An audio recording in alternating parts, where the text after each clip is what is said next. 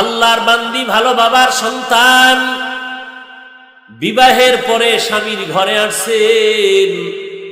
দীর্ঘদিন স্বামীর ঘরে থাকার পর একদিন ডেকে বলেন, ও স্বামী আমার, তুমি আমাকে কি পরিমাণ মোহাব্বত করো?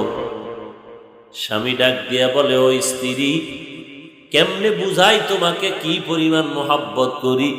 এক কথায় জানায় দিলাম, তুমি আমার জীবনের সবকিছু, তুমি ছাড়া আমার কেউ নাই, তুমি আমার সব। আল্লাহর বান্দি স্ত্রী ডেকে বলেন, স্বামী আমার, আমি যদি তোমার সব হই তো আমার জীবনের কোনো মনের আশা পূরণ করবানি? বলে, হ্যাঁ করব। বলে, কি পরিমাণ? বলে, বলতে দেরি হবে, তুমি যা চাইবা তার থেকে বেশি পূরণ করব। আল্লাহর বান্দি হিকমত খাটাইয়া বলে, স্বামী আমার, আমার মনের আশা যদি তুমি পূরণ করতে চাও তাহলে দেরি না করে তুমি আমাকে তালাক দিয়ে দাও। কি দিয়ে দাও? তালাক। স্বামী মাথায় হাত দিয়া বলে, সর্বনাশ, কি বললা হে আমার প্রাণের বিবি, এটা কি সম্ভব? বলে, তুমি ওয়াদা করেছো দিবা, ও আমার মনের আশাটা পূরণ করে দাও। বলে, সম্ভব না। বলে, ওয়াদা খেলাপ করতে পারবা না, যেহেতু ওয়াদা করেছো আমি চাইলে দিবা, তাড়াতাড়ি তালাক দিয়ে দাও। বলে, হবে না। এবার আল্লাহর বান্দি সহ সমাধানের জন্য জামানার পয়গম্বরের দরবারে রওনা হয়ে গেল। স্বামী আর স্ত্রী দুজন যায়। পথিমধ্যে হঠাৎ স্বামী রাস্তায় আছাড় খেয়ে পড়ে হোঁচট খেয়ে তার পা ভেঙ্গে যায়। চিল্লায় কান্না করে, আমাকে বাঁচাও, বাঁচাও। চোখের পানি পড়া আর রক্ত প্রবাহিত হওয়া শুরু হয়ে গেল। একটু পা ফেটে গেল। আল্লাহর বান্দি ডেকে বলেন, ও স্বামী আমার, চলো বাড়িতে চলো, পয়গম্বরের দরবারে যাওয়ার কোনো প্রয়োজন নাই।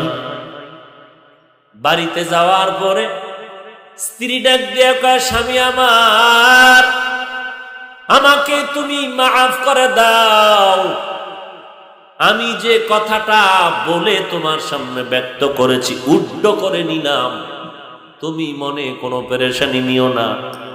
এবার স্বাভাবিক হালাতে স্বামী সুস্থ হয়ে বলে, ও প্রাণের স্ত্রী, বলে দাও, কেন তুমি তালাকের আবদার করেছিলে? বলে, এখানে আমার হিকমত হলো, পয়গম্বরের হাদিস, পয়গম্বর বলেছেন, ক্বালান নবিয়্যু সাল্লাল্লাহু আলাইহি ওয়া আলিহি ওয়াসাল্লাম, মান ইউরিদিল্লাহু বিহি খায়রান ইউসিব মিন। আল্লাহর নবী বলেন, আল্লাহ যদি কারো ভালাই চান তাকে মুসিবতের দ্বারা ধৈর্যের পরীক্ষা নিবেন। ও স্বামী আমার, তোমার ঘরে আসার পরে তোমার ঘরে আমি সংসার করতেছিলাম, কোনদিন আজও পর্যন্ত কোনো দুঃখের কোনো নিঃশ্বাস তোমার থেকে পাই নাই। বুঝতে পারলাম তোমার উপরে কোনো মুসিবত নাই। আর যার ঘরে মুসিবত নাই, রাসূলের হাদিস বলে, আল্লাহ তারে ভালোবাসেন না। আল্লাহ যারে ভালোবাসেন না তার উপরে আল্লাহর রহমত নাই। যেই ঘরে আল্লাহ পাকের রহমত নাই, ওই ঘরে আমি আল্লাহর বান্দিও থাকতে চাই না। আল্লাহর বান্দি বলেন, এরপরে যখন রাস্তার মাঝে থেকে আবার ফিরে আসলাম, এখানেও হিকমতের জাহের হয়ে গেল। এরে স্বামী আমার, রাস্তায় পড়ে হোঁচট খেয়ে তোমার পাটা ভেঙ্গে গেল, রক্ত প্রবহমান হয়ে গেল। তখন তোমার চোখে পানি আসলো আর দুঃখের নিঃশ্বাস।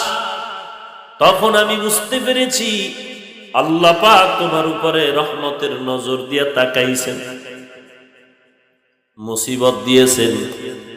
নবীর হাদিস মতে আল্লাহ যার কল্যাণ চান তাকে মুসিবত দেন। যেহেতু আল্লাহ তোমাকে মুসিবত দিয়েছেন, কল্যাণ চেয়েছেন, রহমত চলে আসছে, এখন রহমত আছে, আমিও তোমার ঘরে আছি।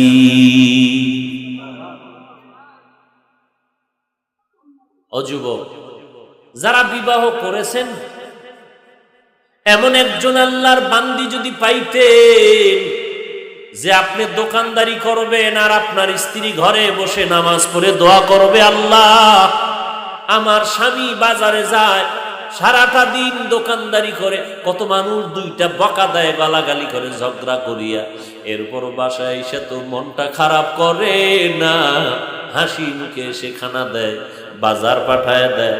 ও আল্লাহ, আমার স্বামীর ঋণ আমি আদায় করতে পারবো না, রৌদ্রে পুড়িয়া বৃষ্টিতে ভিজে ভিজে কষ্ট করে করে কামাই রুজি করিয়া খানাগুলো আমগো খাওয়ায়, সে মাঝে মাঝে পাইলে খায়, মাঝে মাঝে খায় না। ও আল্লাহ, স্বামীর ঋণ আদায় করতে পারবো না, মেহেরবানি করে তুমি তার কামাই রুজিতে বরকত বাড়ায়া দাও। কোটি টাকার কোনো দাম নাই, অল্প টাকায় বরকত হলে অনেক দাম। আল্লাহ যদি রাজি না থাকে কোটি টাকা লাভ নাই, আর আল্লাহ যদি সন্তুষ্ট থাকেন অল্প টাকায় অনেক বরকত, অনেক লাভ। এমন একজন বিবি যদি ঘরের মধ্যে পাইতেন, নামাজের সময় নামাজ দাঁড়ায় গেছে, আপনাকেও ফজরের সময় ঘুম থেকে ডেকে বলেছে, স্বামী তাড়াতাড়ি উঠো, নামাজটা আদায় করে নেও, এমন একজন স্ত্রী যদি ঘরে পাইতেন, আপনার ঘর ফেরেশতার রহমত দিয়া পাহারা দিত। যারা পান নাই আল্লাহর কাছে দোয়া করেন, ও আল্লাহ তুমি আমার বিবিকে রাবেয়া বসরিয়ার মতো বানায় দাও, তুমি আমার স্ত্রীকে ওই ইসমাইল নবীর মা খাদিজা রাদিয়াল্লাহু আনহার মতো আদর্শওয়ালা বানায় দাও, আমার স্ত্রীকে মালিক আম্মাজান আয়েশা রাদিয়াল্লাহু আনহার মতো তুমি গুণবতী বানায় দাও, আমার স্ত্রীকে আল্লাহ খাদিজাতুল কুবরার মতো বানায় দাও। মায়ার নবী কালেমার দাওয়াত দিতে যায়, খাদিজা দাঁড়ায় অপেক্ষা করে, নবী না আসা পর্যন্ত ঘুমায় না। আর আপনার স্ত্রী ঘুম যে দিছে, দরজা ভেঙ্গে ফেলেও যদি ডাকাত এসে যায় খবর নাই, কানের অলংকার খুইলা নেওয়ার পর 3 ঘন্টা পরে কানে হাত দিয়া কয়, কানের অলংকার কই গেল? কিন্তু নামাজি নারীরা কখনোই রকম অচেতন ঘুম হয় না। আর দ্বিতীয়, নামাজি নারীদের ঘর আল্লাহর রহমতের ঘর। এরে নবীর আশিক যারা বিবাহ করেন না, আল্লাহর কাছে বারবার দোয়া করবেন, হে মালিক এমন একজন স্ত্রী তুমি আমার কপালে মিলাইয়া দাও, কিছু পাই আর না পাই, অন্তত যেন আমার স্ত্রীর চরিত্রটা ভালো পাই, কোরআনওয়ালা পাই, ওর মা যেন ভালো পাই, কারণ যেই গাভীর দুধ বেশি হয় ওর বাচ্চাটারও দুধ বেশি হবে। মা যদি ভালো হয় সন্তান ভালো হবে। এরে যুবক, যার হালাতের উপরে সে আছেন আর একজন আর পেট ব্যথায় কান্না করে, আপনি তো বুঝেন না কাঁদে কেন, বলে পেট ব্যথা হয়, পেট ব্যথার জন্য কি এত কাঁদেনি? কিন্তু নিজের যখন হয় তখন টের পাওয়া যায়। ও যুবক ভাই, সেদিনও 2টা যুবক মাদ্রাসায় আসলো, লোকজন পাশে বসা, কয় হুজুর একটু একান্ত ভাবে কথা বলবো। আমি বললাম কোথা থেকে আসছেন? বলে অমুক জায়গা থেকে। এরপরে কি হালাত বলে, সবার সামনে বলা যাবে না, একটু সুযোগ দেন, একা একা কথা বলবো।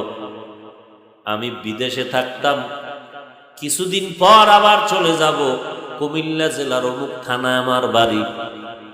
আমি লোকজনকে একটু বাহিরে রেখে কথা বলতে শুরু করলো, আল্লাহর বান্দা হাউ মাউ করে কান্না, ফ্যামিলি নিয়ে বড় ঝামেলা।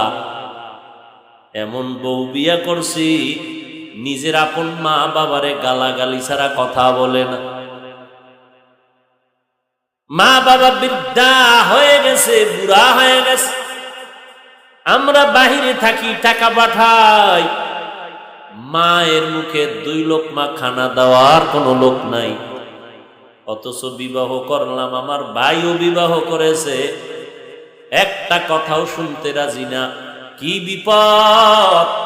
আমার মা আমার হাত ধরে কান্না করে, বাবা কপালে বুঝি আর শান্তি দেখে যেতে পারবো না। কয় হুজুর মনটা চায় বাহিরে যাওয়ার আগে যদি মা বাবায় মরে যাইতো, জানাজাটা পড়াইয়া দিয়ে যাইতাম, কলিজা ঠান্ডা হইতো। কারণ মা বাবায় যেই পরিমাণ কান্না করেছে দেখিয়া সহ্য করা যায় না রে হুজুর।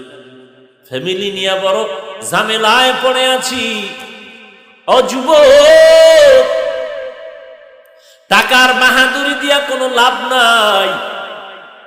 একজন ভালো নেককারিনী স্ত্রী যদি ঘরে রাখতে পারো, এটাই তোমার জীবনের শান্তি, না খায়া থাকলেও শান্তি। এরে নবীর উম্মতের দল, আল্লাহর বান্দি, আল্লাহর খাস একজন ইবাদত গুজার বান্দি। এই জন্য দোয়া করা দরকার। আল্লাহ বলেন আমার কাছে চাইতে দেরি পাইতে দেরি হবে না। যারা বিবাহ করেছেন আল্লাহর কাছে দোয়া করেন, হে আল্লাহ নেককারিনী স্ত্রী বানায় দাও। আল্লাহ পাক দিলটাকে ঘুরাইয়া দিতে সময় লাগে না। কত আল্লাহর বান্দা ইসা শুকর আদায় করে আর দোয়া নেয়, বলে হুজুর আমার স্ত্রী জীবনেও নামাজ পড়তো না, এখন আলেম ওলামাদের বয়ান শুনে এক ওয়াক্ত নামাজও বাদ দেয় না। আছে না নাই? তাহলে আপনিও আল্লাহর কাছে বলেন। আল্লাহর বান্দা যুবক সন্তান, জীবনে এমন কোন গুনাহ নাই করে নাই, গুনাহ করে করে পাহাড় সমপরিমাণ গুনাহ করেছে, লজ্জায় মাথা গোজার ঠাই পায় না। আল্লাহর বান্দা চিন্তায় পড়ে গেল, এই গুনার বোঝা নিয়ে কবরে যেতে চাই না, বদনাম, এলাকার সবাই আমাকে খারাপ বলে, দূরের থেকে বরদোয়া করে, না জানি মরিয়া গেলে এলাকার মানুষ খুশি হয়ে যাবে। ও যুবক, একটু চিন্তা কর, রক্তের গরমে অনেক কিছু করতেছো, মনে করতেছো তোর বাহাদুরি বাড়তেছে। ও বাবা, বাংলাদেশের জমিনের মধ্যে তাকায় দেখ, অন্যায় করেছে 1 মাস আগে কিন্তু ধরা তো পড়িয়াই গেল, বাঁচতে তো পারলো না। তুই একজনকে হত্যা করলি, বাঁচতে তো পারলি না, 1 বছর পরে হলেও তো তোর ফাঁসির হুকুম এসে গেল। এইগুলো দেখার পরেও কেন অন্যায়গুলো করো, আর একজনের ইজ্জত নষ্ট কেন করো রে বাবা? রক্তের গরম দেখাইয়া বাহাদুরি করিস না। যদি করো, এই মুরব্বীদের বরদোয়া নিয়া দুনিয়ায় সম্মান পাবি না, আর ওই অন্ধকার কবরে তোর কবর হবে জাহান্নামের আগুন। আর যদি আল্লাহ না করুন কোন ছেলে সন্তান দুনিয়াতে রেখে যাও, মানুষের বরদোয়ার লাথি ছাড়া কিছুই পাবে না। সবাই বলবে ওই যে এক চরিত্রহীন ডাকাতের ছেলে। যুবক গুনাহ তো করছেই, হঠাৎ করে দিলটা নরম হয়ে গেছে, আয় হায় নিজে অপরাধ করছি, মরে যাব, যাক এক ঝামেলা শেষ। কিন্তু আমার ছেলে মেয়ে এই পাপের বোঝা বহন করতে হবে, সবাই বরদোয়া দিবে আর গালাগালি করবে না, এমন পাপের বোঝা নিয়ে আর বাঁচতে চাই না। সন্তানদের ঘাড়ের উপরে পাপের বোঝাও দিতে চাই না। রেডি হয়ে গেল বান্দা তওবা করার জন্য। তওবা কেমনে করবে? মসজিদের ইমাম সাহেবের কাছে গিয়া পরামর্শ চাইল।